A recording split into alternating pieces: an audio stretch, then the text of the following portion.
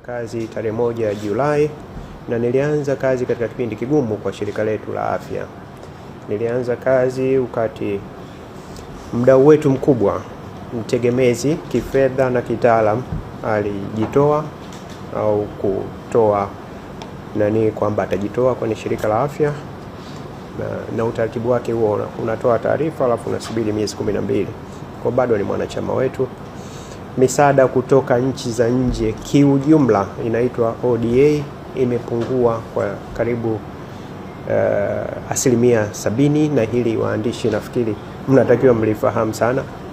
Bara letu litapata changamoto kubwa kwa sababu msaada hiyo imepungua, lakini hapo ndio inapokujia sasa nchi zetu zinatakiwa kujipanga upya katika kujisaidia kifedha kwa kuongeza bajeti ya afya kwenye nchi zetu.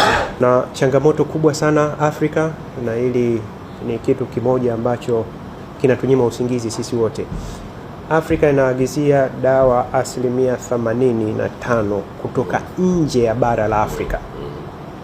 Inaagizia chanjo 99%, yani chanjo karibu zote. Sasa hili sisi ni fundisho kubwa tulilipata wakati wa COVID, uviko 19. Tulipata dawa chini ya 6%. Chanjo chini ya 6%. Actually iko kati ya 3 na 6.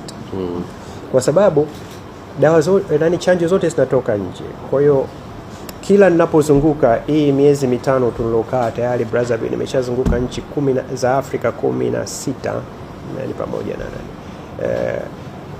tuna zile nchi ambazo zinataka kuanzisha viwanda, sisi tunahakikisha tunawasaidia mipango, tunawasaidia wataalam, kwa sababu lazima nchi zetu hizi 47 tuzalishe dawa za ndani. Dawa zipi tunazihitaji lazima tuzalishe ndani humo. Tuondoke kwenye tegemezi la kuagizia dawa, kuagizia test kits za zote kutoka nje, kwa sababu gharama yake ni kubwa. Dunia imebadilika.